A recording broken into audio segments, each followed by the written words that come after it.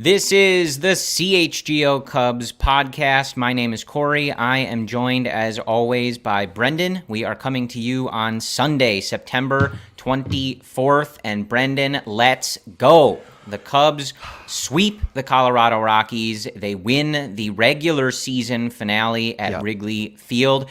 And boy, did we have to sweat that one out today, Brendan. I could not wake up tomorrow with that loss tied with Miami, just a game back of Arizona. I couldn't do it. I needed that to survive, Corey. Yeah. Well, and that game had everything, right? Your scoreboard watching, the Marlins won, the Diamondbacks won, the Reds won. My hands are still sweating. You got a one-run lead, hands. Yeah, that you're protecting. We even got, which I don't think I've ever seen before, at least at Wrigley Field, we got a false W. Clark on the field with the W flag, the song playing, and the umpires said, no, right? Yeah. But Julian Merriweather gets the strikeout. The Cubs win. They sweep the Colorado Rockies. The regular season slate at Wrigley Field is done for the year. The Cubs have an off day on Monday, and then the biggest 6 games this team has played since what, Brendan? 2018, 2019? You can think whatever you want. Early September 2019. Yeah. It's crazy. I mean, the atmosphere there, you're at the game, so you're obviously living in it, but just watching on TV, this is the most, I guess, like stressful, gut-wrenching, however you want to describe it, I've seen in years. Merriweather comes in today, starts walking, guys, I'm going to pass out. My voice is like my voice tightens up when I get stressed. I can barely talk right now.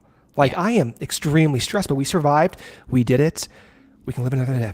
Yeah, and look, so setting the table as we like to try to do, there is obviously plenty to talk about. Want to talk, of course, about Marcus Stroman hopping back into the rotation, Javier Assad's incredible job in long relief on Saturday. We'll talk about Tyone having a much nicer start, a much needed good start. We'll talk about where the bullpen is at. Our guys, Ryan Herrera and Jared Willis, were both at Wrigley Field with ALLCITY.com on Sunday. They both provided some updates on Adbert Alzolay as well as Jeimer Candelario, so we'll talk about that. And, really set the stage for, how do the Cubs handle these final 6 games? Who should be playing? How are they going to approach all of this? How many games do we think they need to win?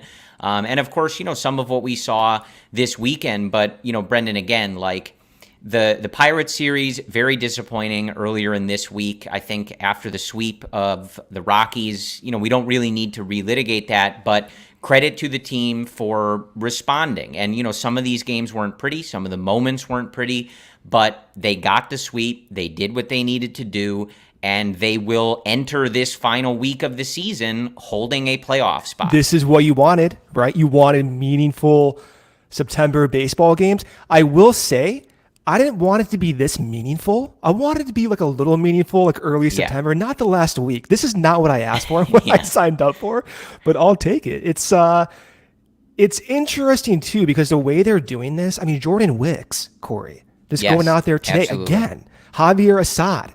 This week, Corey, he had 12 strikeouts altogether, starting and out of the bullpen. And then Stroman coming back. They're doing it, which is kind of the hallmark of the season. They're doing it in such unpredictable fashion that in 1 week, I feel as if anything can happen, and which is how baseball usually works. Yeah, I mean, there was so much going on this week, and even still, as I said, hopefully you're able to get Alzolay back in there. Hopefully you're able to get Jeimer back in there. So you still have hopefully some reinforcements to come. But the one thing I want to start by saying, again, we'll get into a lot of these specifics. I also didn't mention yet, we will have to give and we will credit, Miles Mastrobuoni had a really nice week for the Chicago Cubs.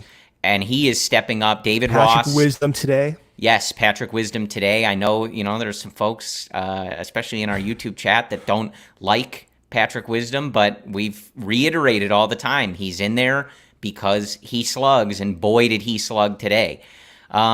Before we get into a lot of that, and, of course, we are live on YouTube. We are reading the chat. If you're listening to us later, we appreciate you all the same. Unbelievable atmosphere at beautiful, historic Wrigley Field today. One of those games is just a pleasure to have the opportunity and to be lucky enough to attend and be there live for that kind of atmosphere. They have that tradition that they've done for some time now where the grounds crew sings the 7th inning stretch. Electric. They're all out there pumping everybody up. They're running from the various tarps and stuff. That was great. Yeah. And then after the game, after they secure the W, the Cubs stay on the field, or if they've gone to the dugout, they come back out and they, tip their cap, salute to the fans. Did you tip your cap as well? I did. Yes. Yeah. I was tipping my cap.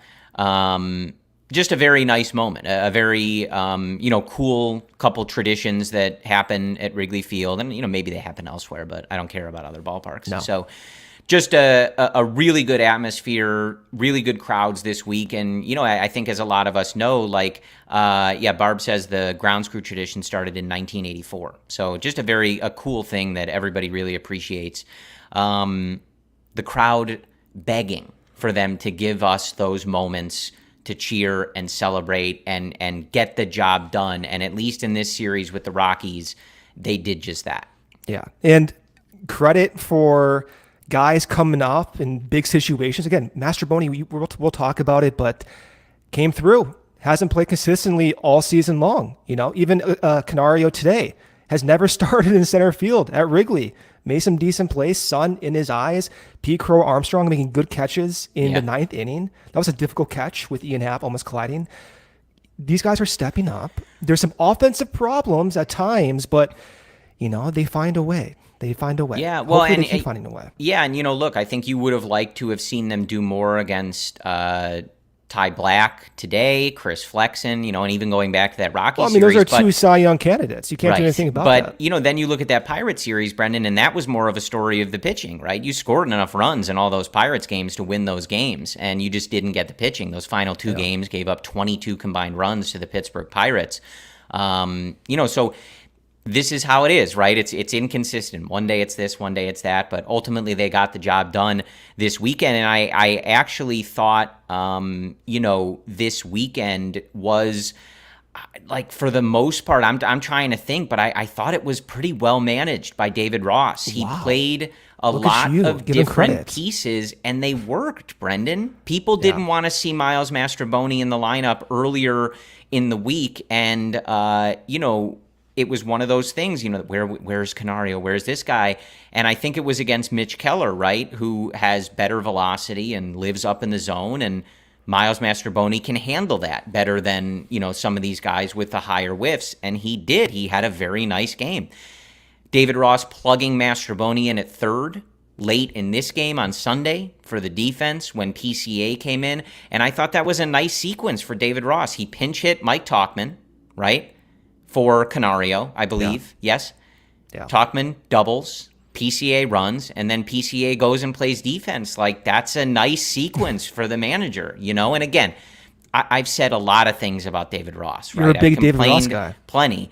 But as we get towards these things, I think it's fair to point out when he is pulling the right levers. And I thought this week, and especially this series with Colorado, I thought he pulled a lot of the right levers, or at least the levers he pulled made him look good, right? It did work out in a lot of these ways. Yeah, Ross, whether it's justified or not, I think the overwhelming perception is that fans don't like what he's been doing. But given the circumstances, the performances, ultimately the middle of the order has to be consistent. And over the last 6 weeks, it has not been consistent. Cody Bellinger, his last 80 plate appearances, his WRC plus is below 100. Ross can't do anything about that. Now you can nitpick with Seiya Suzuki maybe not batting third at times, Ian Happ batting third at times, although Ian Happ's been better as well. Yeah. So overall, the team has to perform better. Yeah. That's just what it is. And from my perspective looking in, we'll get into this in the entire offseason, but my perspective looking in, what Ross has most control over in the big picture of this team is how is that bullpen, how is that pitching being deployed? And you can look back even recently with how he's managed the bullpen roles, not the in-game decision, but the roles in and of itself. Drew Smiley has been one of their best bullpen arms. Absolutely. He removed him at, I think, the ideal time. Jameson Taillon skips him, gets him on an elongated rest, comes out, throws 6 innings, 7 strikeouts, right? And so there are times where I get frustrated with David Ross and some of the decisions. No manager is perfect, but I would be more frustrated if the roles were not clearly defined for the pitching staff. And even as we're going through the next week here, you can see the bullpen role starting to evolve a little bit more as well. Hayden Wisniewski perhaps gets a step back. Jose Cuas getting used a lot. Jose Cuas getting more strikeouts despite maybe some of the command issues.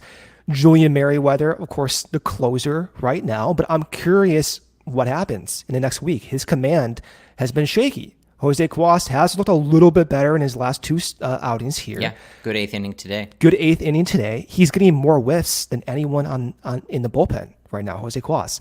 So overall, again, we'll get into it in the offseason, but this team needs to hit.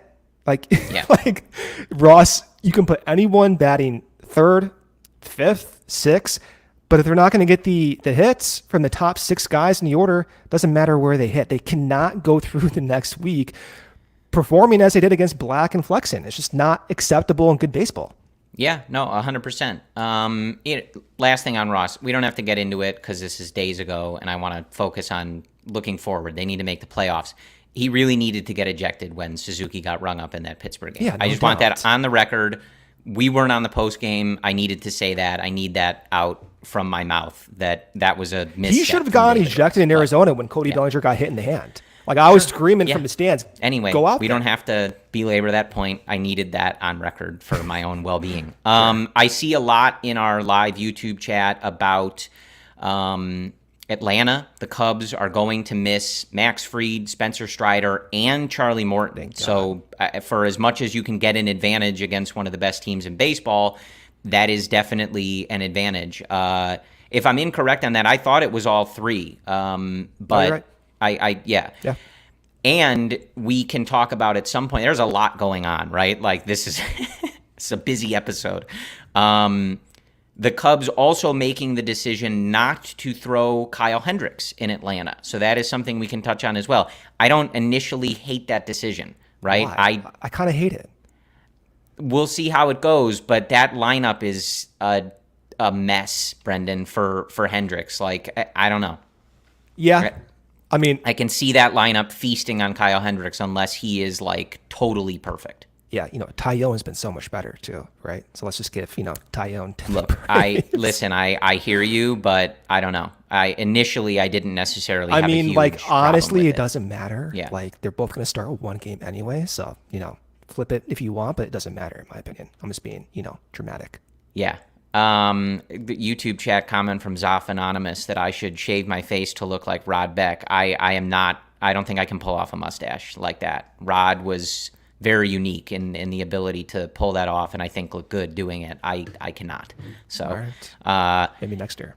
If the Cubs make the playoffs, obviously you have to take it off and grow a playoff beard. You kind of have to restart. So, where do you want to start, Brendan? I think as you said, getting into some of the specifics here,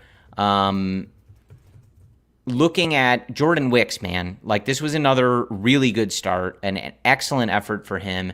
And, for a rookie to be doing this in a playoff race, like, it almost feels just like we kind of like just gloss over it. Like, he's just part of the rotation. He just goes out there and delivers quality starts.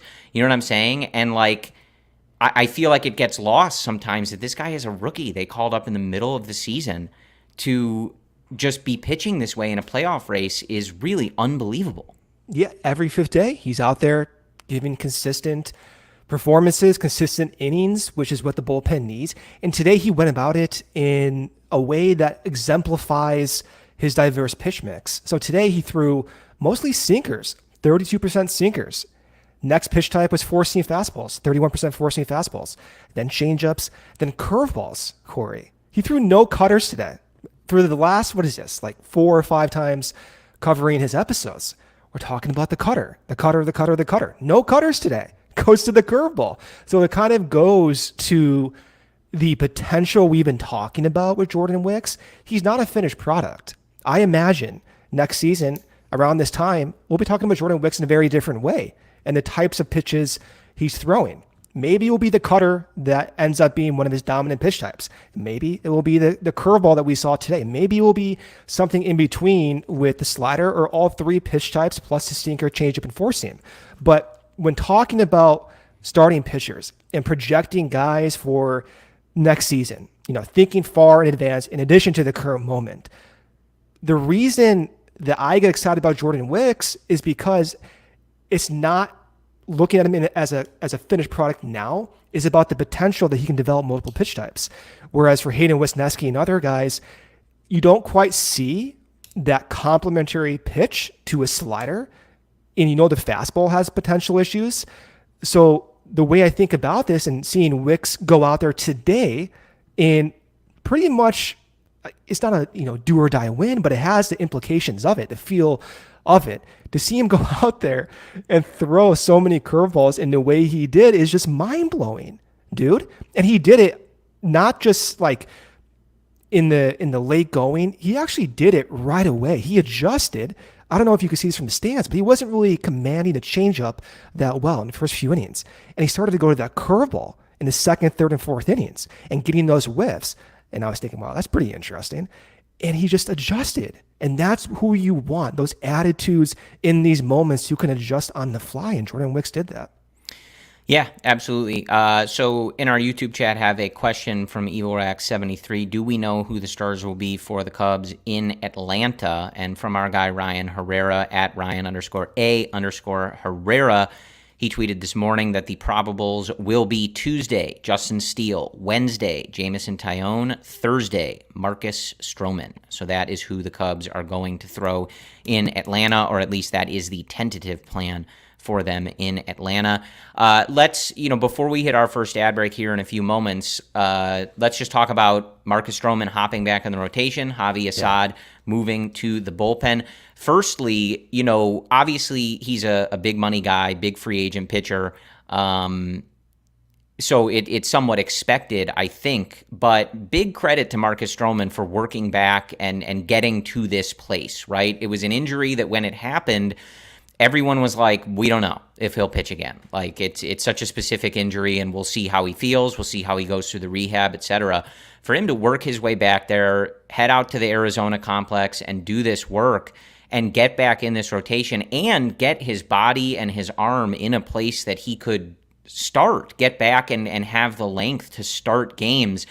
I do want to give him credit for that. The start I don't think went exactly how he would have wanted on Saturday. He had the rough, I think it was the second inning, but other than that, I thought he was fine.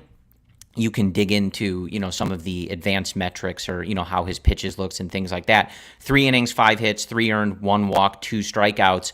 And then he was followed by Javier Assad, who, I don't even know how to give Javier Assad, similar to Jordan Wicks, the proper amount of credit for stepping into the role that he has and performing the way that he has as a rookie, being asked to start the season as a bullpen guy, getting low leverage spots. And, at first we were kind of wondering, like, are they going to use him? Like, where is he? He's not really getting that much of an opportunity.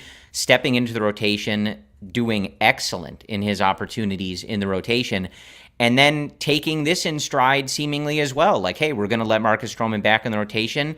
Be ready out of the bullpen, and boy, was he ready, Brendan, on Saturday. 4 innings, 2 hits, no runs, no walks, and 6 strikeouts for Javier Assad. His overall ERA in the season, 2.92. Just an unbelievable effort from Javier Assad.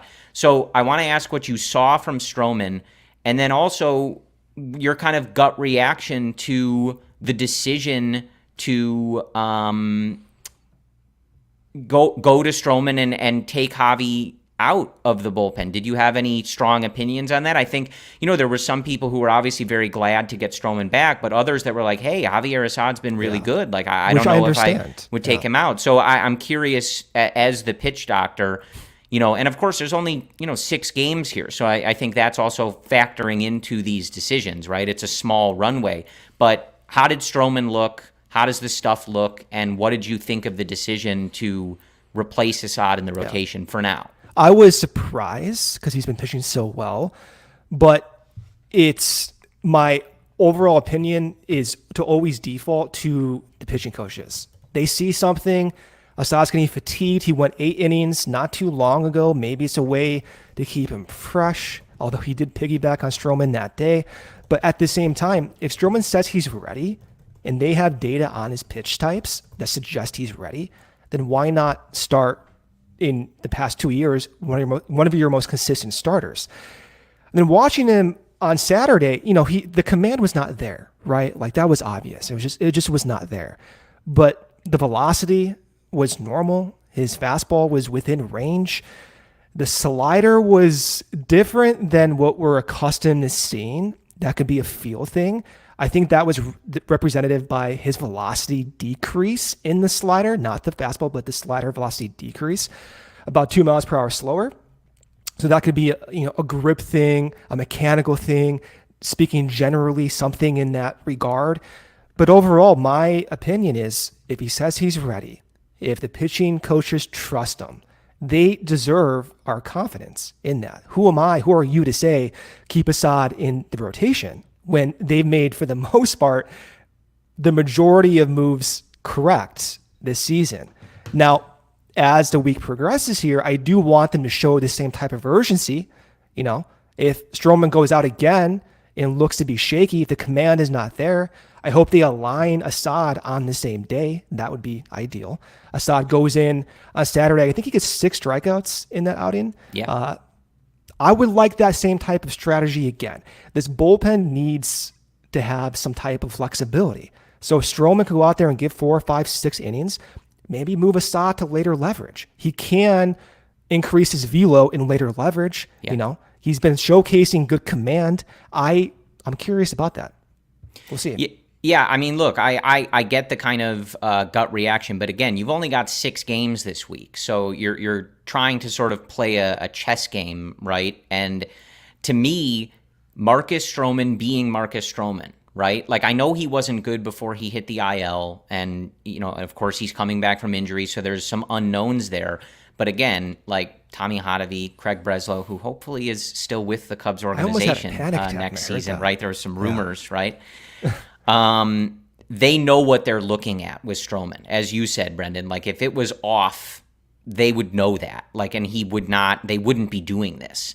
Right. Marcus Stroman at anywhere close to classic Marcus Stroman. Before that rough patch, before he hit the IL, don't forget, this was an all-star. This was a guy that earlier in the season, the way he was pitching, discussion. He would have been in that same Cy Young discussion with Justin Steele coming down the stretch here. Now, you can't ignore those starts, but how much of that was due to the injury and the stuff he was dealing with, right? Yeah. If he looks normal and he is sort of vintage Marcus Stroman, I think the best outcome for this team is obviously getting back your all-star, top-of-the-rotation starter and being able to use Assad like this, or even in shorter outings out of the bullpen, because this bullpen is gassed. I see a lot of comments in the YouTube chat. Does Quas pitch every day? Is he the new Steve Cishek? He has. David Ross doesn't have a choice, y'all. Like some of these guys do literally have to pitch every day because there just aren't great options. And they're just trying to get through this, right? So I think if you can get vintage Marcus Stroman for, even if it's just, Saturday, but this one start against the Braves, and have Javi as someone that Ross can deploy out of the bullpen, I think that might be the best outcome for this team. So we'll pause there. We're going to hit our first ad break here. And then when we come back from the ad break, we are going to be joined by the one and only Cody Del Mendo. Yeah, I can see him right here. He's on his phone. He looks a little sad though. Last homestand I think he's watching the Bears. Last homestand of the season. We need, we're all the troops, right? As we said, everybody on the CHGO Cubs team, whether that's me, Brendan, Cody, our wonderful producer Joey, Ryan Herrera, Jared Willis at the ballpark, or of course, Grandpa Stuckey in Arlington Heights, we are all here together to get the Cubs into the playoffs. So we're going to kick the vibes up with Cody after the first ad break. Still plenty to talk about, but I'm going to kick it to Brendan here. Okay. Stick with us, and we'll be back in a moment. All right, first ad break here from Fubo TV. Over 140 live channels of sports, shows, movies, and news. Stream live TV from any device. Watch the most Chicago sports for the lowest price. Start watching immediately with a free trial. No contract, no cable, no hassle. Just sign up and start watching with over 1,000 hours of cloud DVR included at no extra charge. If you're traveling, you can watch your local teams. That means the Bears. You can watch the NFL Network, Red Zone, even the Ryder Cup. Coming up, you can watch all your favorite college football and NFL with Fubo. Go to www.fubotv.com/CHGO to sign up for 15% off your first month of Fubo TV. Second break here from our sponsor, Splash Sports. CHGO has a weekly Pick X and NFL Survivor contest for everyone to participate for real money. I see Cody in like my background going absolutely berserk right now. I don't know what's going on, but he's distracting me over here. That is splashsports.com/CHGO. Link in the description below and sign up. Deposit cash to get started, and it's just $10 to enter either or. Maybe he's going nuts about his splash pick. I don't know. CHGO Weekly NFL Pick Contest and CHGO Survivor Contest. The more who enter, the larger the prizes. We'll be running weekly contests all year long, so be sure to keep that link handy. And if you want to run your own contest, if you're tired of being the commissioner of your league, chasing people down with none of the reward, you can sign up to be a commissioner right through our link and earn money for the contest you're already running, maybe you're running as well, with friends and family. Head to splashsports.com/CHGO to join in. We'll have different contests coming out, so we are stoked to compete with and against you all. Be sure to click our link in the description. All righty. So, second segment here. Let's get joined by Cody. There he is. Cody, man of the hour. Welcome. What's up? The vibes. This a reminder to everybody. This is the CHGO Cubs show. So Yes. the vibes Well, here. Did you have a stroke? Are very good. You literally No, threw me off. Fields just threw a dime to DJ Moore and he just dropped it, bro. God. And like it's 24-0. I'm dead inside, but like I asked today for like not peak Sunday scaries and the Cubs provided that. So Yeah. What is your jacket? I say? hate being They a made Bears us fan, sweat but- that one out, though. Yeah, Yeah. I mean, I was the like 8th and 9th inning. I was absolutely losing my mind because, Jose Cuas, like you guys said before we went to break, he pitches like every day, bro. Like, I don't understand. I know like there's injuries involved to the reason why, but I'm like, why now? But then Merriweather in the 9th inning, honestly, made me even more nervous just because his last 2 appearances, he's been shaky. Seems like he struggled to command the fastball more than his breaking pitches.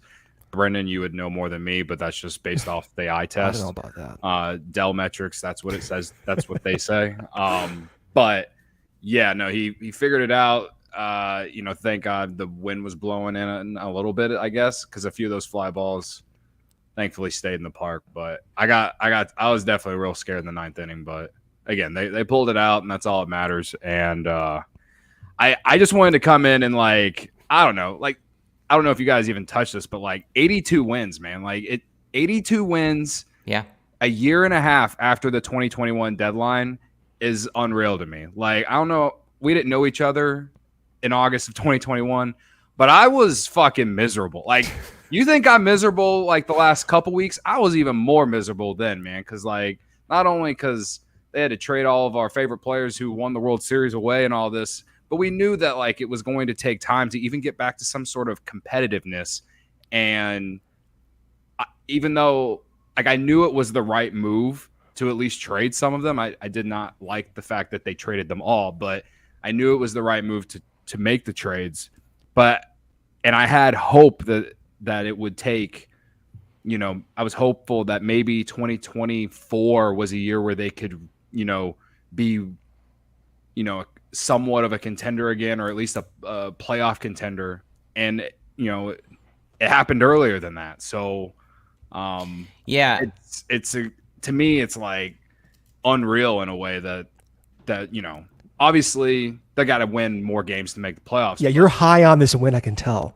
Don't get you're so high right now. Brendan, I am. I'm just saying that. Try to keep the balance, because if they start losing, we're going down hard. Right. Cody, well, okay? and I'm just trying to look at the big picture here, because based off expectations, I'm trying to protect you. And I myself appreciate as well. that. I appreciate. Okay. I think I'm just trying to say that the fact that they had at this point they've had an 82 win season with potential for more, it's exciting, and no matter what happens the rest of the way, I know if they don't make the playoffs, we'll all be very, very, very upset.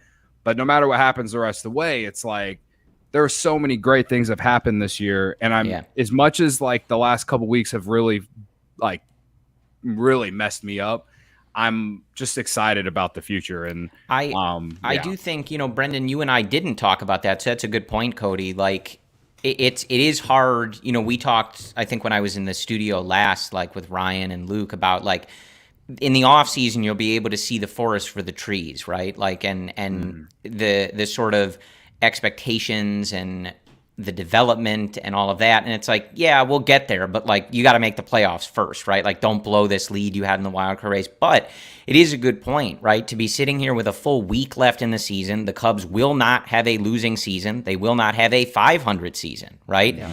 And to have gotten there so soon after, Jed didn't want to call it a rebuild. And I guess by the timing they turned it around, really was a quick reset, saying Jed right? Was right? It wasn't a full rebuild, So, and it does go to all the stuff that we've talked about, right? Corey. The fact that this is going to be a winning season and potentially a playoff season where you have gotten contributions, huge contributions from Jordan Wicks, Javier Assad, right? Justin Steele competing for the Cy Young up until the last week of the season, right? For all intents and purposes, I think, right?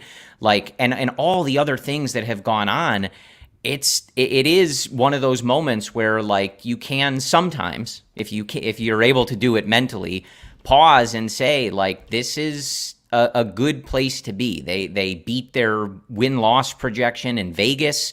For parts of this season, we all looked like homers and, potentially idiots for our preseason predictions, because none of us had less. Yeah, I don't think anybody had less than 83 or 84 wins. And here we are, they really might do that. They have a very tough road trip ahead. So, of course, not getting ahead of ourselves, etc. But for them to have gotten, they will not have a losing season. They will not have a 500 season. They will have a winning season. That is a big milestone. But, Brendan, we were going to talk about it, and, it's someone who Cody has deservedly taken credit for. But I want to ask you first, Brendan, this was a really nice week from Miles Mastrobuoni, whose season maybe was saved because Cody took him in Who You Got when he was in the lineup and everybody was freaking out online about him being in the lineup. But Miles' last 15 games, he's got an 847 OPS in his last 7 games, which, of course, is only around 20 plate appearances. But, he's got an OPS that's over 900. He's hitting 440, right? And again, these are small samples, but as you and I were talking about when we first started, this is the time of year where David Ross is going to have to push buttons, right? And he's going to have to be right about those buttons that he's pushing. And he's given Mastrobuoni an opportunity at the plate in some of these games, and he's given him an opportunity to play defense at third, and it's working, Brendan. Yeah. And I know you were looking at some of his data in Iowa that kind of had you not really surprised that this was going to work. Yeah, over his past, 2 months, he always showcased the ability to have good at-bats, take pitches, make good contact, good exit velo. Taking a step back, though, we can give credit to David Ross, but ultimately it was Nick Madrigal's injury that had to force him in, Yeah.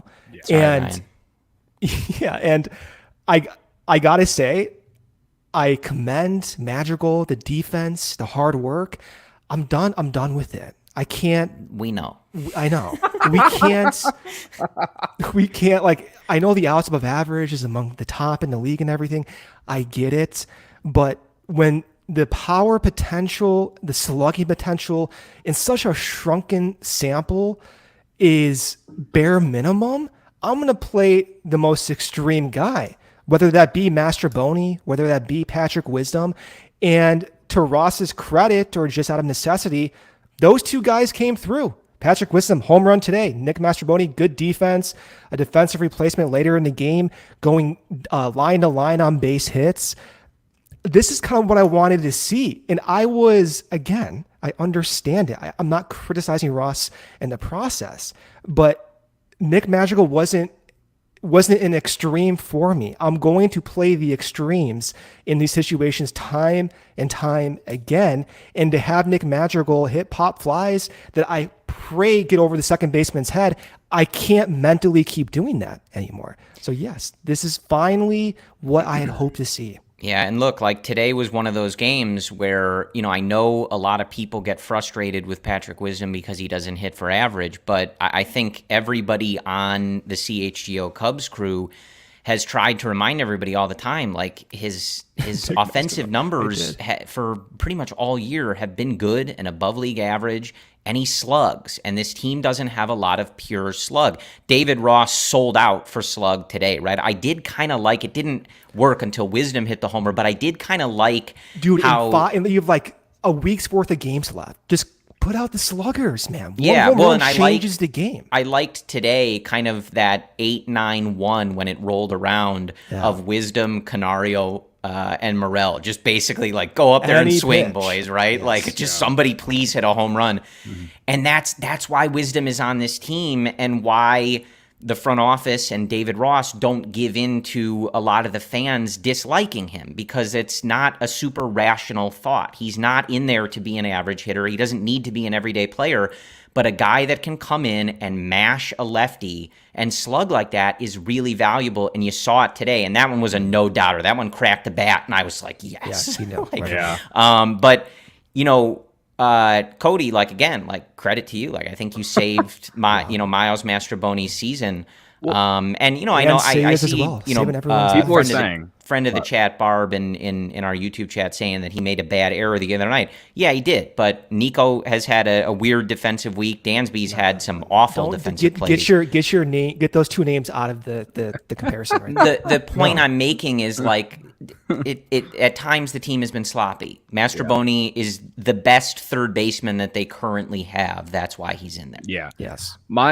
My thing about Mastroboni is just like, I felt like majority of the fan base just never even gave him a chance. It was like the moment that he didn't dive for that ball the opening weekend series against Milwaukee, people were like, this guy sucks. Yeah. Get him out of here. He is awful.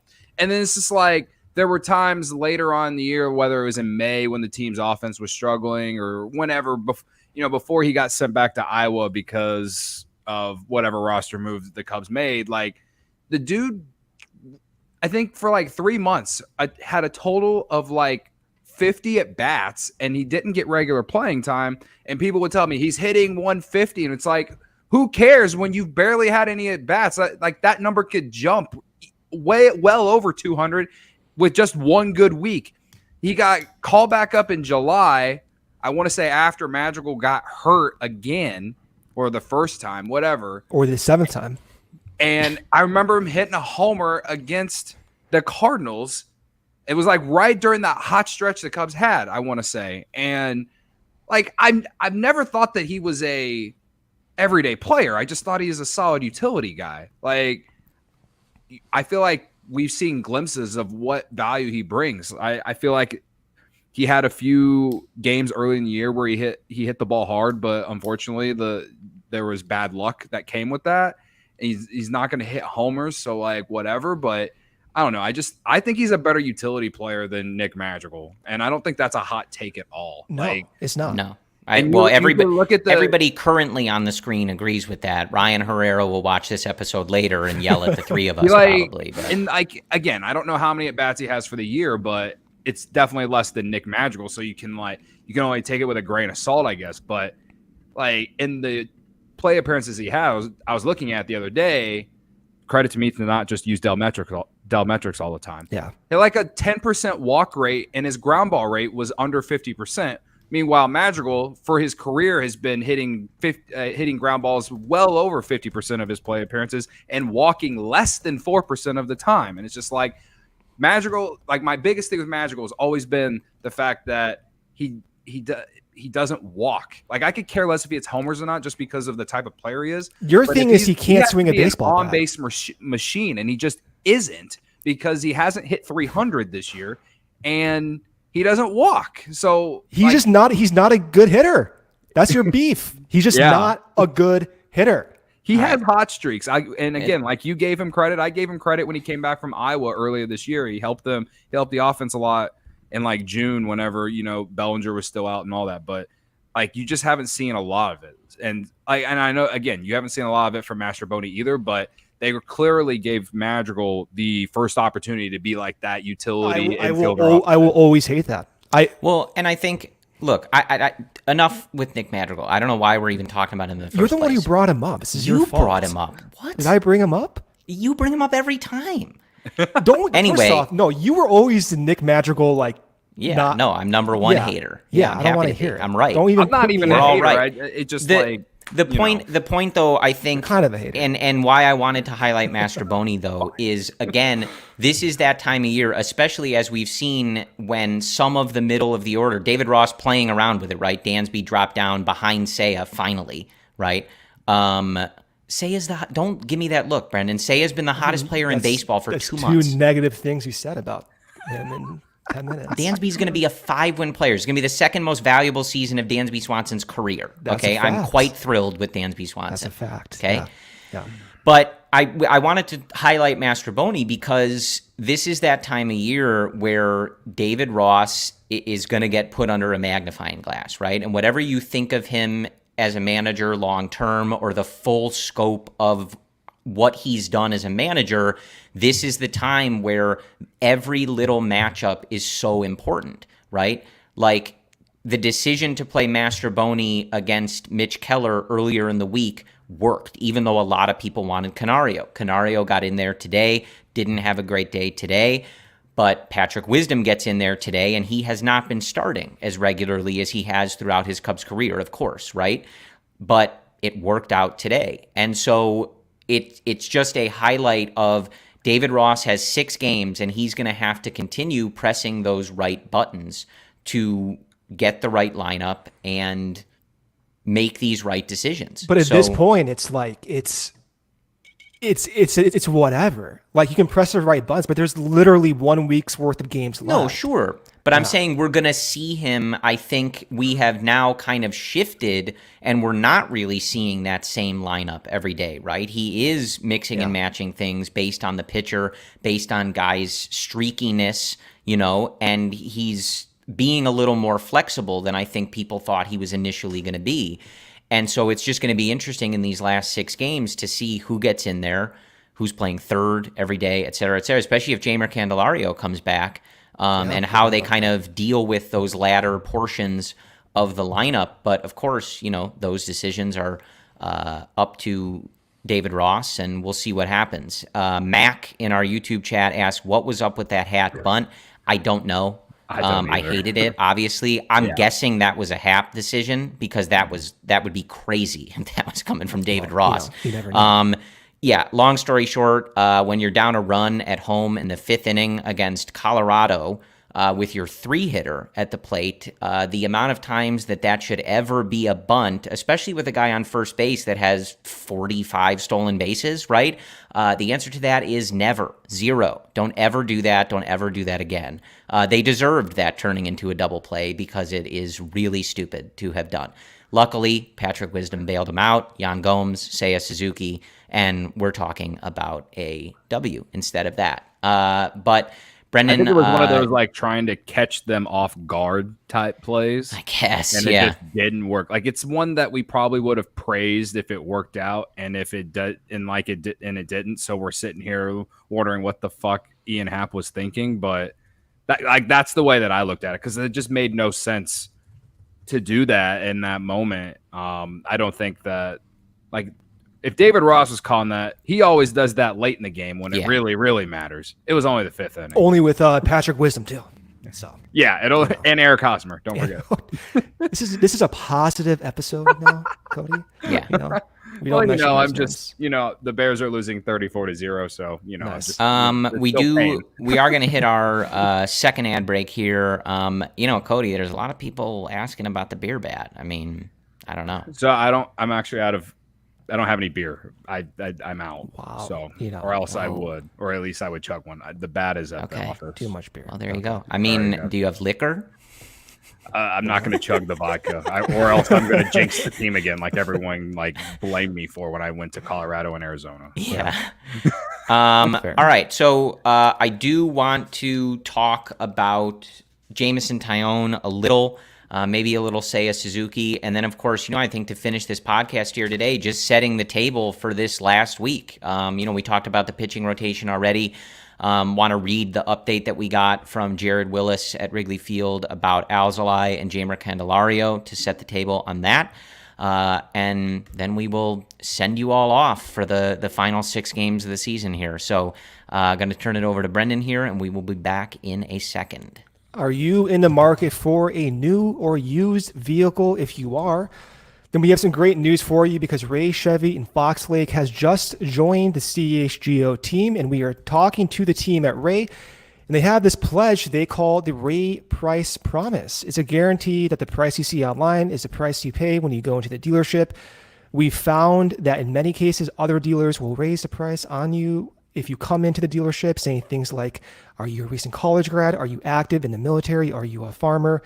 And in most cases, the answer will be no. And that's when the other dealers will raise the price on you, saying the price online included limited rebates that you did not qualify for. Well, at Ray, this is not the case. The prices you see online is the price you pay with no add-ons to the price ever. In fact, Ray will do everything possible to find additional savings for you, which may make the price lower than you see online. As one of the top selling dealers in the Midwest, you'll always be able to shop one of Chicagoland's largest inventories and save big at Ray Chevy because they now have over 100 Chevy Trax models available starting at $21,495. And now through September 30th, all buyers can qualify for 0% financing, making 0 payments until 2024, plus no money down. And best of all, pay 0 hidden fees with the Ray Price Promise. Visit Ray Chevrolet in Fox Lake or raychevrolet.com. Serving the community since 1963.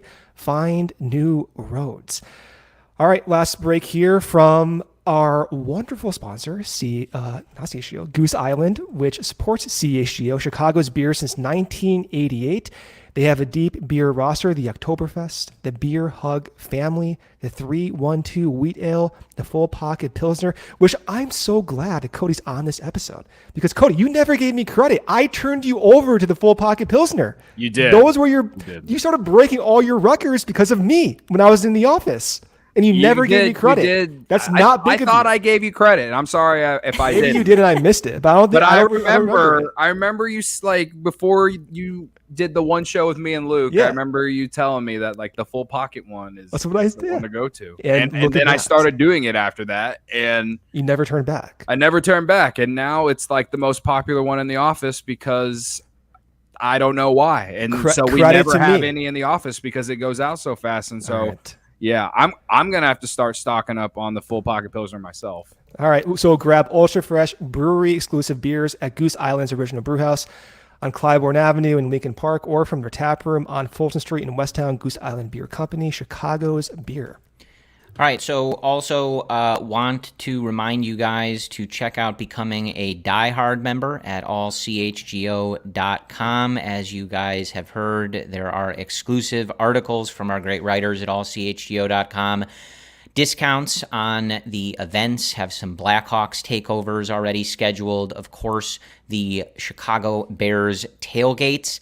The team may not be very good on the field, but the tailgates are an excellent time. Food, drinks, vibes, and as I've mentioned before, our CHGO Bears team is the best in town. I believe they have a live watch-along going on right now, but you get discounts on all those events. Next tailgate coming up on October 1st, so you can get a discount on that if you sign up to become a diehard at allchgo.com. Access to the members only Discord, a free t-shirt when you sign up. It is a great value, and we would love to have you be a part of the CHGO family.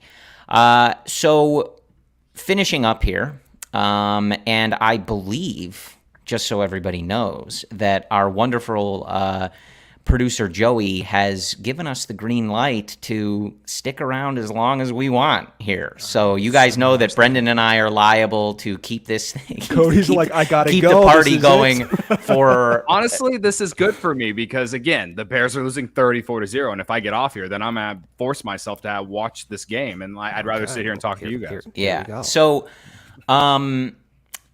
I wanted to ask you, Brendan, again, so we did lay out the probables that our guy Ryan Herrera tweeted out for this Atlanta series. Cubs off on Monday, then, of course, heading to Atlanta. We'll see how Atlanta is lining things up as far as their offense is concerned. But, again, unless I am mistaken, the Cubs will miss Spencer Strider, Max Fried, and Charlie Morton, who hit the IL, I think, earlier today. So as far as an advantage against the best team in baseball, that certainly is one, even though they're still good. And we'll see if they rest guys in their lineup, et cetera, because, they have their division locked up and things like that. But the Cubs electing to not throw Kyle Hendricks in this series, so perhaps saving him for Milwaukee. Again, Tuesday, Justin Steele, Wednesday, Jamison Tyone, Thursday, Marcus Stroman. So I thought that was a good opportunity, Brendan, to ask you about Jamison Tyone. Obviously, a really nice start on Friday, picks up his 8th win of the year. It has, nobody needs to explain this to anyone, been an up and down season for one of the Cubs' bigger free agent signings this offseason. But 6 innings, 4 hits, no runs, did walk 4, but struck out 7 in the game on Friday. What did you see from Tyone on Friday? How do you feel about the decision to let him go against that Braves lineup? And, where do we kind of find ourselves if that is one of, if not his final start of the year? An interesting decision, as we talked about, to not go with Kyle Hendricks and Tyone, who they did skip recently in, I think the last week. They did skip Tyone already, so they're moving guys around. What do you think about that, Brendan, and what did we see from Tyone in these last couple starts? My opinion on Tyone has not changed. He was successful for reasons we recently saw. So cutter, down and away to right-handed batters, sweeper in the same window against the lefties, curveball looked good, and he had success. Is he now all of a sudden going to be the guy we thought he was? No, the four-seam fastball still had too much arm side run. So that's just who he is at this point. The decision to start him against Atlanta versus pushing him back to Milwaukee earlier on, I was maybe saying, just start Kyle on 5-6 days rest. But you can also see the logic. You move Kyle back, give him a full week off, let him really be recuperated and ready to go for that Milwaukee series. Keep Tyone on that schedule, who he himself just had his start skip. So you keep him on a consistent routine. So I see that logic. And Kyle, because of the off date, he pitched Thursday. So Friday, Saturday, Sunday, Monday, either you start Kyle on the Tuesday game, or you give Steele that consistent schedule as well. So I think it's more about just keeping other guys on track than it is about trying to optimize the matchups. I'm sure that's part of the process, but I think ultimately it's just keep Tyone on a consistent track, keep Steele on his rest, and give Kyle's a little bit more of a breather. That way the series flips around. You're still in position, hopefully, to do damage against Milwaukee. Maybe you're in a better situation, man. And maybe you can start lining up in an ideal situation. We're high right now because we just swept Colorado, but in an ideal situation, you do damage against Atlanta, you have a little bit more leeway to pitch certain guys, and you set up Kyle for a playoff situation. Now, I don't think that's part of the thinking, but to say that's not partially some of the thought process, I think would be not genuine either. So I think it's multifaceted. I do see, some folks in our YouTube chat. I do agree with 6B6 here. I wouldn't necessarily say that Kyle owns the Brewers. His numbers are good, but owns is maybe a strong word. He has obviously had some very good starts against the Milwaukee Brewers. But in his career at Miller Park, Kyle Hendricks does own a 3.59 ERA. In that, well, and that's not even what it's called anymore, but nobody cares what that dump is called. Wow, strong words. Is it not? No, Like, you're absolutely right. like they're better than the Cubs right now, but the ballpark, that doesn't mean the ballpark is nice. I also think, letting Hendricks, this is a very tough offense. If the Braves aren't resting guys, if they are resting guys, it's still a tough offense. Inherently, I can see maybe trying to avoid that. Because again, if he's not perfect, living on those edges, fine with his pitches, it's a dangerous offense for a softer throwing guy. And Kyle knows the Brewers. I think I don't dislike the idea of letting Kyle study up on hitters that he knows well, and they know him, but he knows that team, he knows that ballpark, and maybe it's a good spot. Is it a good spot for Tyone in Atlanta? No, it's not a good spot for anybody, right? Their offense is crazy, but that's how they're lining it up. We'll see if it pays off. Cody, I don't know if you have any strong feelings on how they've lined up the rotation here. No, not really. I mean, the pitching's been fine, right? Outside of the bullpen, like the starters have been fine. I mean, I know Steele's last two starts have not been good.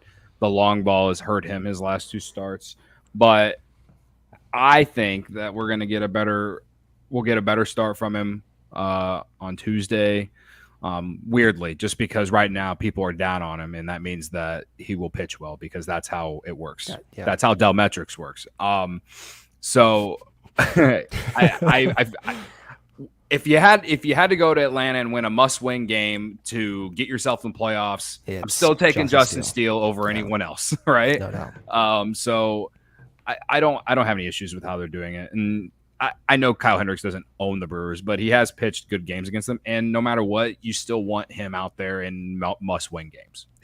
He's pitched well. Like he hasn't gone out there and thrown 7 innings, but he is at least giving you 5 innings every time out. And, his big thing obviously is command, painting the corners and edges and just, getting soft contact. It's just what he's done his entire career. And I think that with Stroman back, it only makes the rotation a lot better. I was listening to you guys before I came on when you were talking about Stroman.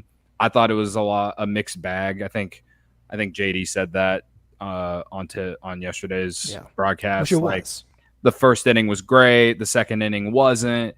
He hurt himself with the wild pitch that allowed a run to score, but also gave up some hard contact. It was his first start since what, like July? Yeah. So, I just know based off what I saw in Arizona from Marcus Stroman, whenever I was sitting by the Cubs bullpen for that Saturday game, that was absolutely heartbreaking. He was prancing around the bullpen for 9 innings because he wanted to get in that game so bad. And that tells me that he's not afraid to go out there and perform or anything. He wants to go out there and he wants to be in these big games. So I know that people are down on him right now just because he hadn't pitched well before the injury. But I'm not expecting April, May Stroman or even June Stroman, but I'm expecting what Marcus Stroman has done over the course of his career, which is keep the team in the game and pitch quality innings. I feel good about the rotation. And to me, it's the bullpen that scares me right now. Yeah. I mean, same too. Yeah. So if you can protect that bullpen, you can give Stroman 2, 3, 4 inning opportunities. Even if he does what he did against the Rockies, the alternative could be so much worse. There's been so many extremes on the lower end of the bullpen. Sometimes Hayden goes in there, and if Hayden does not have command of that slider, it's game over. It's just going to be, home run after home run, given what we've seen recently. So at least you can anticipate that Stroman has the potential to match up against certain lineups because he has 5, 6 pitch types. So I'm cool with that. I think I kind of just default back that at this point, like, it doesn't matter. You just need to go out there and win. You can't project anything. You can put out different lineup iterations, but for all we know, it takes 2 home runs from Patrick Wisdom to win the game. It takes a Canario at bat to win the game. Morel to have a good game to propel the Cubs. At this point, the weirdest stuff can happen. Yeah. Well, and so I was saying earlier that I didn't necessarily hate not throwing Kyle in Atlanta because I didn't love the matchup. And I actually did forget that he got bombed by them when they came to Wrigley. So there you go. I was right in that being my instinct. 4 innings, 8 hits, 7 earned runs, 2 home runs for Kyle Hendricks in that start. I believe that started that series against Atlanta. They lose that Friday game and then win the next 2. I can't really remember. Yeah. They did win the series. Don't forget, the Chicago Cubs took 2 of 3 at home from the best team in baseball, the Atlanta Braves. Make sure you remember that. So anyway, that's also likely part of why they're doing it. But to Stroman, too, before we move on, this is one of those moments, man, right? Like, again, he's obviously coming back from injury, and you don't want to put too many expectations on him because his health is still somewhat in question, just in terms of how he's feeling, how his arm is stretched out, how long he can go into a game. But listen, man, he signed with the Cubs to be this guy, right? To take the ball against the best offense in baseball, or one of the best offenses in baseball, and deliver. Will he? I don't know, right? We'll see. But this is what he worked back from injury for. This is why they paid him big money. And this is, if you follow him on Twitter or listen to him talk, this is the guy that Marcus Stroman wants to be. The guy that works back from injury to get the ball in a playoff race when people weren't sure he was going to pitch again this season.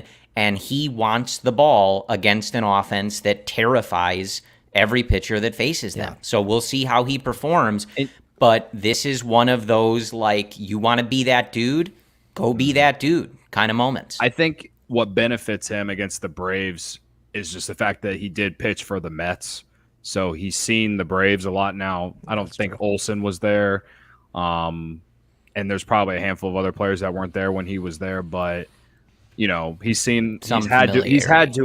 to have pitched to Acuna plenty and Albies and whoever else I'm missing. So I think the familiarity definitely benefits him a little bit. Again, if he's getting ground balls, it'll be a good day for the Cubs. That's basically it. Look, like if anybody in the Atlanta organization is listening to our show, which I assume they do, obviously, Acuna's dealt with some injuries over the years. Just let him rest. I know he's been injured the past 2 weeks. I know he's pushing some MLB records and setting a record basically every day with his homers and stolen bases, but just rest him for the playoffs. He doesn't need to play these 3 games. You know what I mean? Just let him sit. Rest everyone. Rest Olsen. Really? Rest Albies. Yeah. It's the best strategy for the Braves long term. I can assure you of that. We got to be careful though, because then their backups would do. You know what I mean? Like we all know how that would work. But there are a few more things I want to touch on. I know we're over an hour here, but a few other things I want to touch on. I do want to read, as I said, the update from our guy Jared Willis, who was at the ballpark today. Not super specific, but maybe, just something to keep in mind. Adbert Alzolay was scheduled to throw a bullpen today on Sunday, and Jeimer Candelario, again, still they're going with that line, quote, progressing with baseball activities. Okay. So what exactly that means, I don't know, and I know both of those updates don't really let you know if these guys are going to play at all again for the rest of the season, but it seems as though they are both trying, right? They are both making progress. They've been doing this for a little while now, so that means they're feeling good enough to continue along this path. Getting Alzolay back in any form would be absolutely huge because, as we've seen, this bullpen is gassed. Julian Merriweather got the job done, but doesn't look quite as effective as he has at his peak. Mark Leiter Jr., we have seen that splitter basically vanish as the season has gone on, just in terms of effectiveness and sometimes even in usage because he doesn't have the feel for it. As our YouTube chat has said, Jose Cuas pitches every day I think he's going to end up with 1,000 innings this year. He is David Ross's Steve Cishek to Joe Madden, right? It's like an SAT question, right? David Ross is to Jose Quas as Joe Madden is to blank Steve Cishek. So those are good updates. And obviously, again, Candy, not really the hitter you had hoped he would be after that like kind of first, I think, 10 games or so with the Cubs. But at this point, any reinforcements would be welcome. And however David Ross could use them, the more puzzle pieces that he has, the better, I think, job he can do, hopefully, as we head into this final week. Maybe last thing, but I don't know. We can keep these good vibes going. Actually, we just did get before. I want to talk about Seiya Suzuki. I'm not like trying to tease that. I do want to just talk about Seiya Suzuki. But a good quote that I'm seeing now from our other guy, Ryan Herrera, on Twitter from Jordan Wicks. Ryan says Jordan Wicks made only his second start at home for the Cubs on Sunday, but he already understands what makes Wrigley Field special. Here is the quote from Jordan Wicks. "The place was unbelievable tonight. You could feel the energy even pregame. I was walking out to the bullpen 45 minutes before first pitch, and the left field bleachers were basically full 45 minutes before first pitch." Credit to Cody, a noted left field bleacher supporter. "The fans here are unparalleled. It's crazy because I've had quite a few family and friends come in and see starts at home, and they all say the same thing. They say this place is unbelievable because it just resonates with everybody, how special the fans are here, how special the environment is, and so just to be able to be here and pitch in the comfort of home was awesome." I will say, credit to me. You're welcome, Jordan Wicks. I'm assuming he's talking mostly about me. He said left field bleachers, which is not where I sit, but he's talking about the atmosphere, the dialed-in fans. You don't even do anything at the game. You just sit there. What are you talking about? I'm pretty sure he's talking about me. You just sit there in dead silence. I radiate positive energy. That's absolutely not true. Yeah. You're in the shadows, essentially. Yeah, I resonate a very nervous, panicked energy for most of the game. Yeah, I think. But Again, I would... Good on him for recognizing the best part of the bleachers. Yes, right. Yes. Thunder Dan in the YouTube chat says, "I'm here to click the like button." We do appreciate that. If you wouldn't mind hitting that like button while you're watching or on your way out, it does help us to reach more Cubs fans. I just love that quote. It's cool when rookies get to experience this. And I also, again, think that highlights how incredible Jordan Wicks' effort has been. Like pitching in front of near 40,000 people that are freaking out with every pitch, right? Living and dying, standing up at every 3-2 count, et cetera, in a playoff race. I don't care if the Rockies suck or not. That is not easy to do. You have to have some ice water in your veins to be able to handle that, stay present, like stay in the moment. Like credit to Jordan Wicks, man, because for everything he's saying about the environment, you're the one that had to pitch in it, man. And I know the environment is supportive, but that's still like a tall order. I know, Brendan, you were about to say something on Wicks. Well, it's like every fifth day he's doing that. But even in Arizona, when Cody and I were there, not our faults, by the way, about that series. But when we were there, Cody, you saw it. Don't you even suggest that, Corey.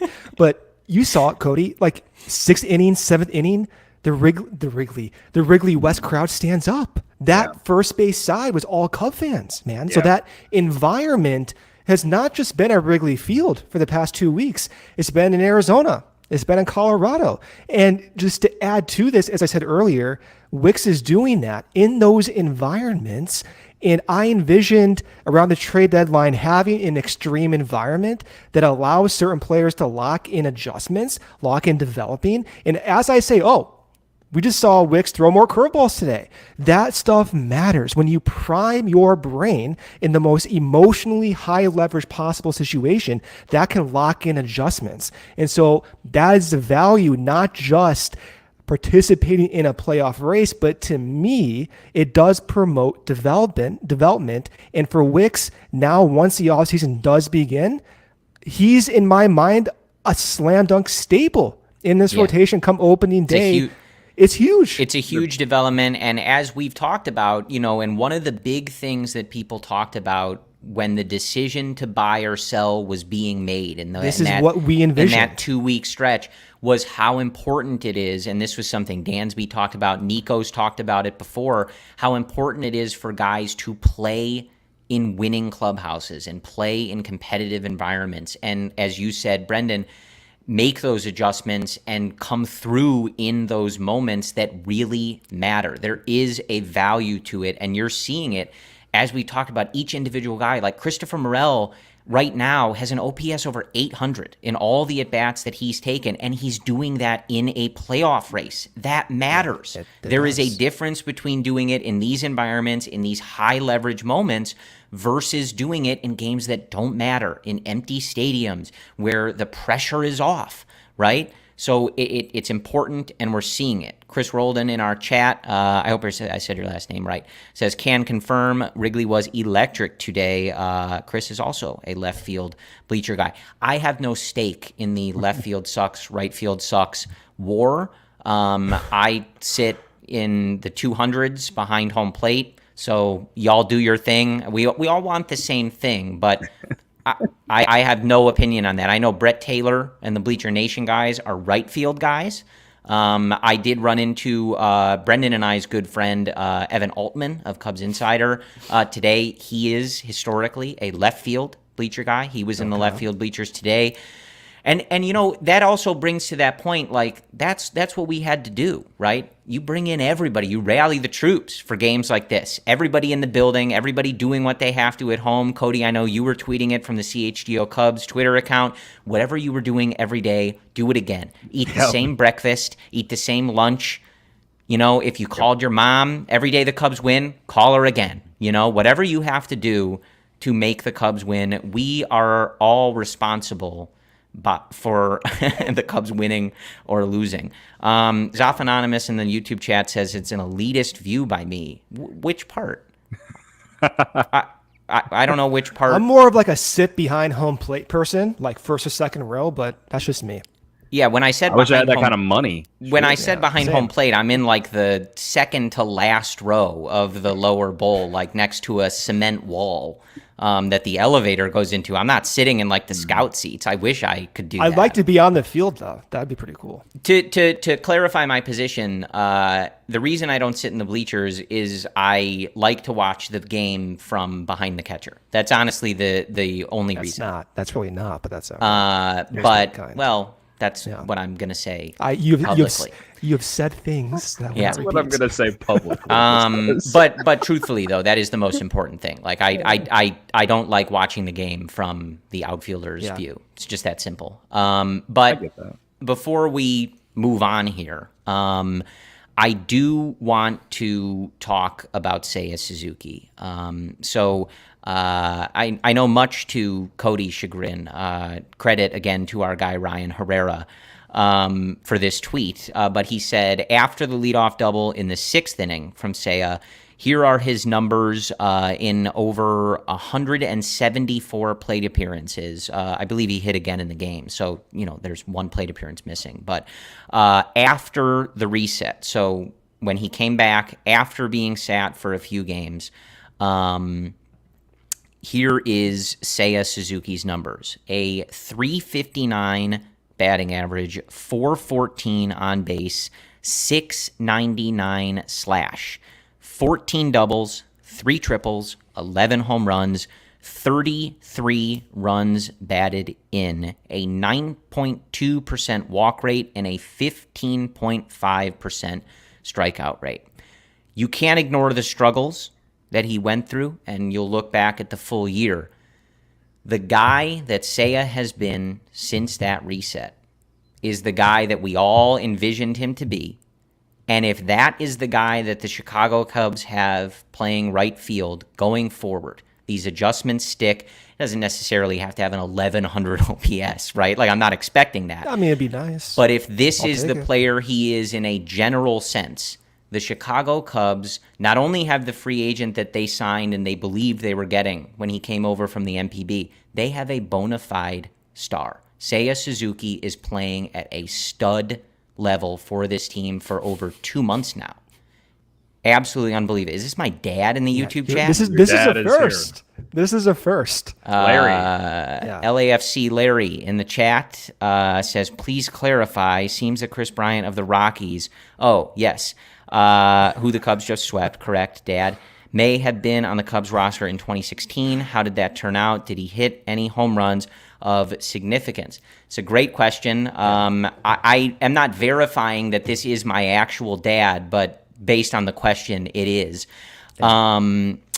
Yes, Chris Bryant was a member of the Chicago Cubs in 2016. He was the Rookie of the Year before that, and in 2016 he was the National League MVP. Okay. And the 2016 Chicago Cubs would go on to win the World Series, due in large part to Chris Bryant's contributions. He did hit several big home runs, two of which come to mind, one of which was off of Trevor Bauer. Who took 2 losses in the 2016 World Series. Okay. You only need to win 4 games or lose 4 games. And Trevor lost 2 of those games, which is important to remember that Trevor Bauer lost 2 games in the 2016 World Series.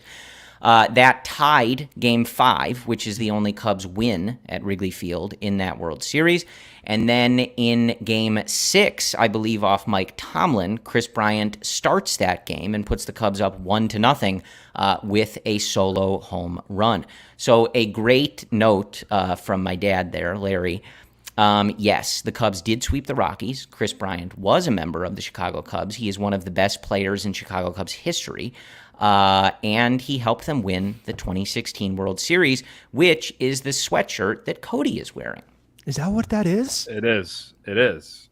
Oh, wow. World Series does champions. World Series champions. World Series champions. 2016. But if I can, I'm not sure if this will work, but getting us back on topic, I do have my Seiya shirt on. I've always been a believer. Friedman. I have the receipts for that, that I've never wavered in my support of Seiya Suzuki. But especially, gents, Cody Bellinger, not as red hot, obviously, as he was for a large portion of the season, which is allowed because he carried this team single-handedly for 5 months.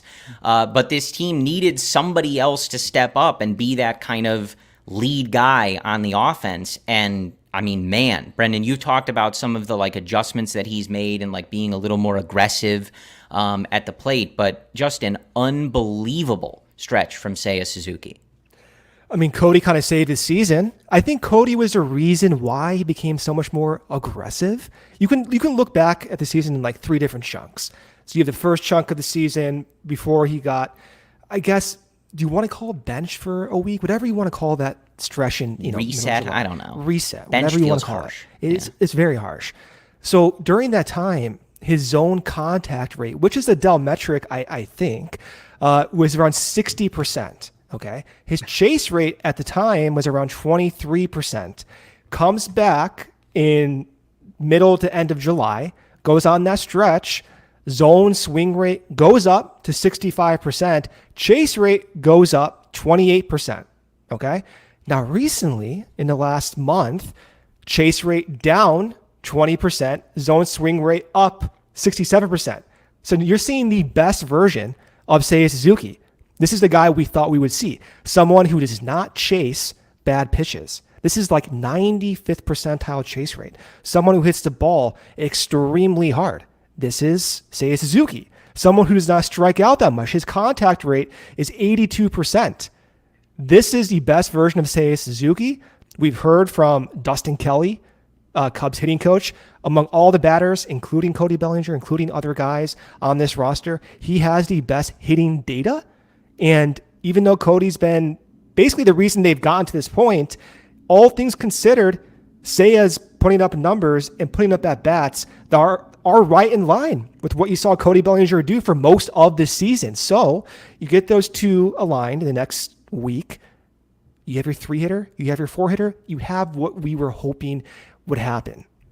Yeah. Yep. I guess for me, it's fun to watch because I felt like last year we saw flashes, because he wasn't, coming to a new country and all that, but the slug didn't really show up. But when he would go through those good stretches, obviously his April last year was his best last year. But then he had some injuries but his second half of last year was really good.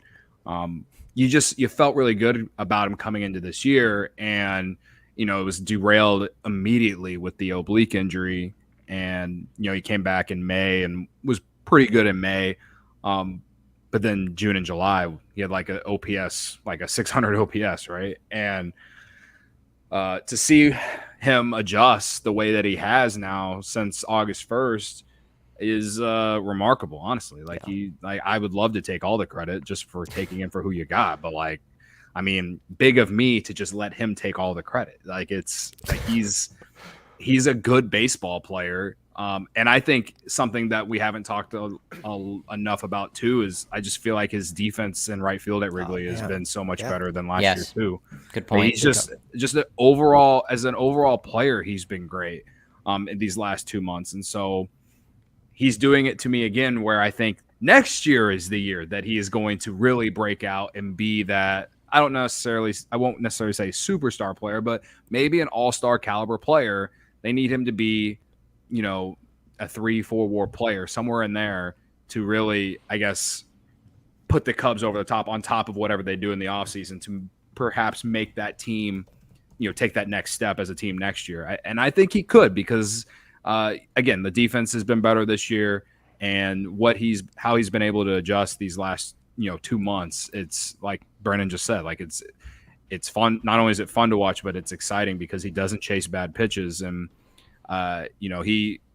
it's almost like he's up there and he controls what's going on, even though you can sense it. The pitchers. Yeah. You just see it, the types of takes he's taking, the swings, the intention of the takes and the swings. He's feeling it. Like you can obviously see he's the best version of himself right now. Yeah, and he's not like he's not an all or nothing guy, and a lot of power hitters are. It's kind of like he's one of those rare hitters. That's why I think the potential is so high. Yeah, he is what we've called like a professional power hitter, and I do think that's rare, like what Brennan said. So. For right now, I'm riding the wave, the hot streak with it because we have to, and I'm hoping that he really does take this into next year, and he really does emerge as a real bona fide all-star caliber player because the team, they're going to need it because he's here for another 3 years. But where would they be without him? I mean, it's insane to think about, honestly. Right. Yeah.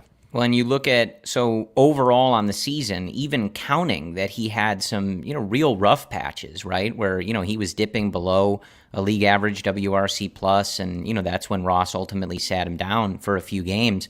Overall on the season now, even with those stretches, 283, 354, 485, good for a 125 WRC plus. Like those are really, really good numbers. And that is factoring in that he had some really bad stretches in there. So again, you can't only look at the hot stretches and ignore the bad stretches. But I think if you believe in the adjustments that he's made, you believe that as he continues his time in Chicago, his time in America, and gets more comfortable, his family is here, you kind of are moving further away from those kind of huge life changes that he made. This could be the player that he really is, and it's very exciting when you think about who he can be going forward. And especially, of course, as everybody knows, the Cubs have a lot of work to do in this offseason. They don't have Cody Bellinger, right? Under contract. They're going to have to figure some stuff out. So being in a position where you're able to look at Seiya as a middle-of-the-order hitter, someone who can really drive in runs, slug for you, and be that kind of hitter is a very important development, because there were certain points in this season where we were like, well, if they don't have Cody Bellinger, can anybody on this team slug at the level that is, going to be acceptable? And for a little while, the answer looked like no. So it's a huge development, and it is coming at a very important time. As I said, the last 30 games or so, it may be a longer stretch than that. Cody Bellinger's at around a 780, 790 OPS. So I still think he looks good. And again, he carried this team on offense at a torrid pace for the first several months. So it's not something that concerns me. But you needed somebody to step up. You couldn't just rely on Cody Bellinger to carry this offense like that for the entire season. And the timing of Seiya doing this could not have been better, because it is not the hottest stretch of Cody Bellinger's Cubs tenure. Yeah. Yeah. Just keep it going.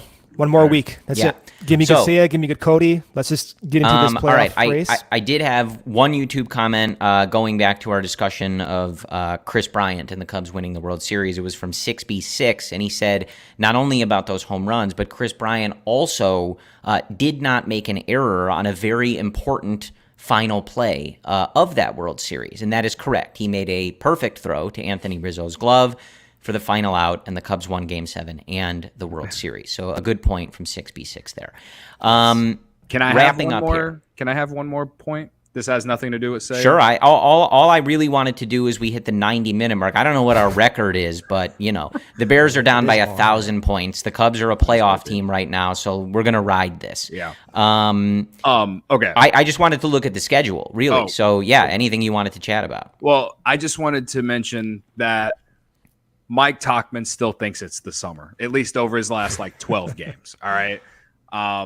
People it's so funny about how his season has progressed, because obviously he honestly in some aspects saved the season and kept this team from selling at the deadline with that catch in St. Louis. But obviously in August he cooled off, right?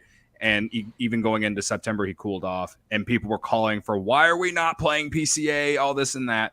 But if I know he doesn't slug, but he's still getting on base, and over his last 11 or 12 games he's hitting 265, something like that, and still has a very high on base percentage. And so at this point I feel like we need to just accept the fact that it's okay that they play him. I want to see PCA. I really do. And I do think he's better than Mike Tauchman. But we've also seen the struggles of PCA at the plate because he's just not a finished product, right? Yeah. And so for me, I like the role that they're using PCA in right now as come in as a pinch runner or defensive replacement, maybe get an at-bat or two a game after he comes in. But I do think if they're not going to play Tauchman in center on a day, then it has to be Bellinger, and then you can play Candelario when he comes back at first base, something like that. I've come to this basis just because I just think it is the best situation for the Cubs to win. That's not long term. That's the rest of this year. Yeah, I don't think I've had too much of an issue with it. I think in those early series, just because of the ballparks, Colorado and Arizona, the defense is important. So I think those were occasions where I was like, man, I think I would trade whatever's offense just to make sure we're catching the ball. And, I think there were a couple instances in Arizona where it's easy to go, well, PCA would have caught that, right? But Tauchman didn't. But, several times. I think it's a tough spot for PCA, right? I think if they're not in a playoff race, they're letting him work on that K rate in AAA, and he's not up here right now. So being thrust into this and asked to make major league adjustments as an incredibly young guy that PCA is, it's very difficult, especially when you're being asked to do it in sparing playing time, right? Trying to become a major league hitter and adjust to major league pitching when maybe you're playing one day and then not for 4 days, but then you have a pinch hit appearance and all this other stuff, that's very, very difficult. So I think some of the folks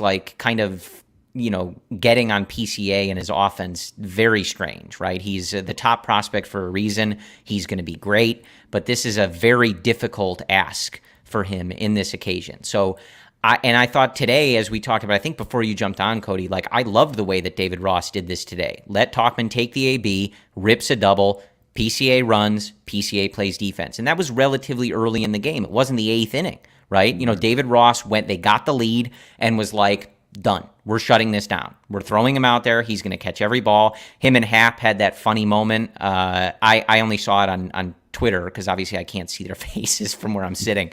But where PCA ranged over into the gap, caught the ball, and Happ kind of had a sorry, I'll let you catch the ball, kind of moment, which is good. That's what he should do. Let PCA catch it. Don't worry about it, Ian. Yeah. If it's anywhere near center field, just let PCA catch it. So I thought that was a cool moment. But yeah, and listening to David Ross some in the interview, I think in the game on Friday that he did on Marquee, talked about how Mike Tauchman is one of those guys in the clubhouse that he leans on and that sets a really good example for so many of the young players, in addition to, you know, guys like Dansby Swanson and Cody Bellinger and Nico Horner, but Tauchman also being one of those guys. And he puts together good plate appearances. You know, he sees pitches, he gives you a professional AB. You know, I think as far as like the leading off thing, you know, I don't know. It depends how he looks, right? You know, they've tried a million people in the leadoff spot. He was in a really cold stretch for a while, and at that point, I didn't really love him leading off. But you know, at this point, it's a daily exercise in what the right decision. I would just bat Nico leadoff at this point. That would be your thing. Yeah. I mean, just given what we're seeing, you know, if you look at Nico over the last 6 weeks, the selection has been better. Like he has walked more lately. So his walk rate in September is almost 10%, which is crazy for Nico Horner. His strikeout rate is 8%. And again, when you look at like small samples, you know, put the ball in play. You have speed. You are showcasing the ability to take pitches.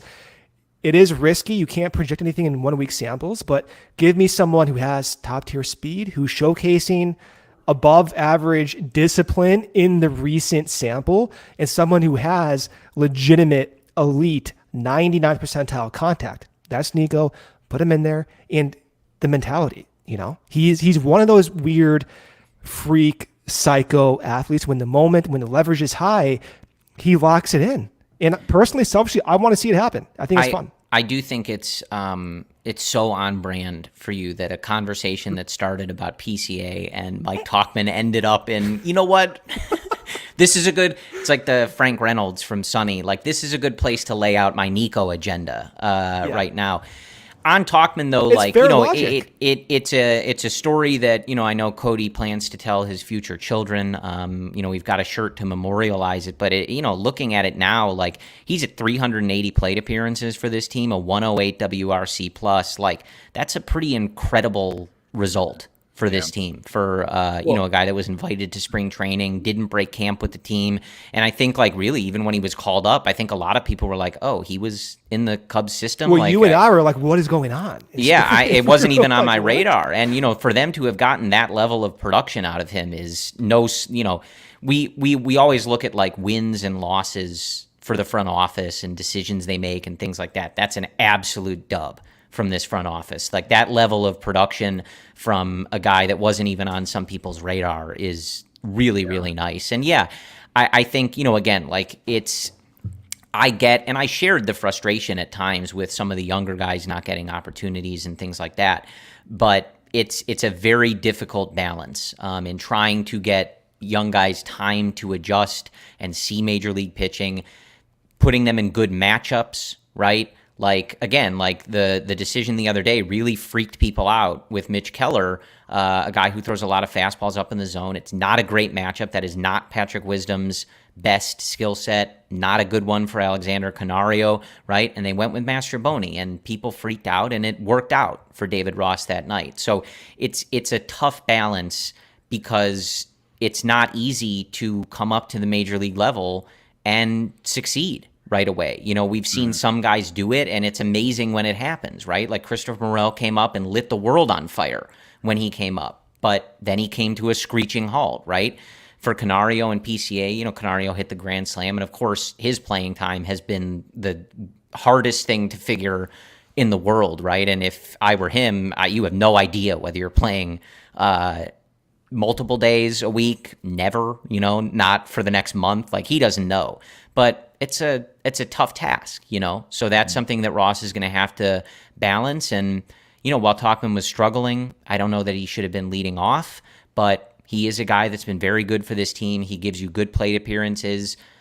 He handles pitchers well. And, you know, I think I understand David Ross leaning to him in a lot of these situations. And as long as he is deferring to PCA's defense when you need the defense and when it is necessary, I think I'm going to be okay with however they ultimately decide to handle this. So I only brought it up just because there's so many people on social media who have been like, every time, like whether a ball landed and Tauchman didn't catch it because he's not as fast as PCA, or, you know, a couple nights ago, yesterday, Talkman, or maybe it was Friday, I can't remember. Talkman and Ian Happ like had miscommunication and right center. Like I don't know. I feel like he's been as good as you could have asked, even defensively. So like I think it's just more of like people like just complaining about the fact that it's not PCA out there. Like it's just like he is the future center fielder, but like he just isn't. You cannot trust him with the bat right now. And I think that you don't have the proper time given the situation to let him truly make those adjustments, which of course are necessary, right? He's a very young player, like, of course. So we're going to wrap. We are over 90 minutes. Listen, I don't know. Like, I regret coming on. That's okay. The Bears are losing 41-3. Like, I'm having a great time, guys. So let's set the table for this week. And I know y'all have an off-day show on Monday. Yes, Cody? I don't think so. Oh, so maybe not. Do we? I don't know. I haven't looked at the schedule. One of us should probably know. Well, so either way, let's set the table. You do? We do not. No off-day show tomorrow. No off-day show. Forget that I said that. I didn't say anything. Okay. So let's set the table. 1 more hour. Yeah, right. Here is where the standings are as we sit here recording this. Everybody, I believe, in the wild card race is done for today. So, Philly is currently playing the Mets, but I don't think we're really worried about Philly anymore. The Cubs are a half game behind the Arizona Diamondbacks. Phillies own the first wild card, Diamondbacks the second wild card. The Cubs are a half game behind the Diamondbacks. The same number of wins. Arizona has one less loss. Miami currently sits 1 game behind the Cubs at 81-75. One less win, one more loss. Cincinnati with a brutal weekend against the Pittsburgh Pirates. They blew a 9-0 lead on Saturday, but they did come back and win on Sunday. They are 80-77, 2.5 games behind the Chicago Cubs. San Francisco at 4.5, San Diego at 5. So, technically still alive, but that would be utter insanity if either of those teams are involved in this. So, that is where we sit. The Cubs schedule, as you guys know, 3 in Atlanta starting on Tuesday, all at 6:20 Central Time. And then they finish with 3 in Milwaukee, 7:10 on Friday the 29th, 6:10 on Saturday the 30th, and then I believe 2:10 on Sunday, October 1st. And as it relates, obviously none of us are happy about this, but it might be something to consider as we think about how Milwaukee lines things up. Their magic number is 1, so they will be winning the division very soon, unfortunately, but we're moving on from that. We're focused on taking a wild card spot, and if we have to go to Milwaukee and knock them out of the fucking playoffs, that is what we're all I've never been to Milwaukee before. That ballpark. I've been to Milwaukee, but not that ballpark. It's like going to Chase Field, man. Which one's worse? Yeah. Honestly, they're very similar, I think. I would say Milwaukee has better food. Yeah, I would rather go to Wrigley North because there are definitely more Cubs fans there, even more than at Chase Field. What do you think of Chase Field? Don't be like so mean, but just be like a little bit. It's a very average park. Like that's what I'm saying. Like it's mid. Like it's not Oakland Coliseum bad, but like it's not like going to Oracle or Wrigley or Fenway or Coors Field. Like I just think it's very middle of the pack. Like there's that kind of like era of stadiums where they did the retractable roof and kind of built them like that. They're very big, like warehouse kind of style ballparks. They're very similar, the two stadiums. Like I said, Miller Park has sausages though. So I played on Chase Field. Do you know that, Corey? I did not know. Yeah. All right, here's Base Brendan's it up Ben the Wyatt middle moment. Yeah. Pace it up. Did you know I was a high school shortstop? You see this? I was on my varsity team, but nobody wants to talk about that. Dude, I had a rocket up the middle, man. It was just... If we are looking at some of the schedules just before we wrap up, the Marlins have 3 with the Mets and then 3 with the Pirates. So that is how they will finish their season. So unfortunately, the Marlins have a decent-looking schedule, though the Mets did play them hard. They just played recently. And the Reds will finish with, they have 2 with Cleveland. The Reds actually have 2 off days this week on Monday and Thursday. They have 2 with Cleveland, and then they finish the season with 3 with St. Louis. So that is their schedule. And then I am trying to get the Diamondbacks schedule quickly here. But, so obviously not the schedule you would hope for from the Marlins, but we're going to need some people to help us out. As long as the Cubs take care of their own business, none of this matters. Looking at the Diamondbacks, they have a makeup game on Monday with the Yankees, 3 with the Chicago White Sox. Oy. Okay, well, that's not super helpful. And then they finish with the Houston Astros. Apologies to our good friends Sean Anderson and Herb Lawrence, but I'm not excited that the Diamondbacks get to play the White Sox. So that is your lay of the land. Again, as we record this here, all the Cubs need to do is win out, and they are a playoff team. Okay. They have a tough schedule, but against 2 teams, as I said, the Brewers should be wrapping up the division very soon. They're going to have to think about how they're setting things up for the playoffs, same as the Atlanta Braves. So we will see what happens. Long show today. Maybe our longest. I have no idea. Joey's going to kill you. This is a playoff race. There's no Brendan. show tomorrow, so, I mean, it's This fine. is a playoff race. The Cubs just swept the Rockies. The vibes are high. You just sent me a picture of Dansby Swanson holding his hat. I did. It's a great... Me personally at Wrigley Field. Look at this. What are you going to show your phone on the live YouTube show here? Look at that, man. That's a good photo. That's a good photo. That is a good photo. Yeah. Yeah. I mean, yeah, you got to put like a C on that jersey, man. You mentioned the White Sox. I'd just like to mention that the Cubs are now 3-0 since White Sox fans infiltrated our YouTube chat after they lost the series against Pittsburgh. Don't troll, folks. It's dangerous. I'm just saying. Never troll. I don't see White Sox Tom in here. I don't see him in here. It'll come back to bite you. It always does. You hate to see it. As we sign off, again, do visit allchgo.com for all that good written content from our guys Jared Willis and Ryan Herrera. And be sure to check out Becoming a Diehard. Don't forget to look into joining us at the Chicago Bears tailgate for the game on October 1st. Stuckey was slanging beers at the last tailgate. You cannot get better vibes than that, right? Yeah, absolutely. Okay, so you come to that. The Cubs are going to finish the season. They'll have clinched a playoff spot, I think, by the time, we're at that tailgate. Vibes will be great. So do check that out at allchgo.com. As you know, CHGO Cubs crew, all of us will be here for articles, tweets, pregame, postgame. Cubs are in a playoff race, folks. We have your coverage. Stick with us. We appreciate all of you. We've had a really solid number of live viewers for all 1 hour and 45 minutes of this podcast. Look at this. Now Brendan knows he can show his phone on air. I never thought about doing this. What a great idea. We appreciate your support very much. If you would be so kind to hit that thumbs up on your way out. If you're listening on the podcast app, drop a 5-star review and a comment. There is the graph. I know our friend in the YouTube chat, Craig Brindle, was asking for some charts. Brendan had them on his Twitter, not on the show today.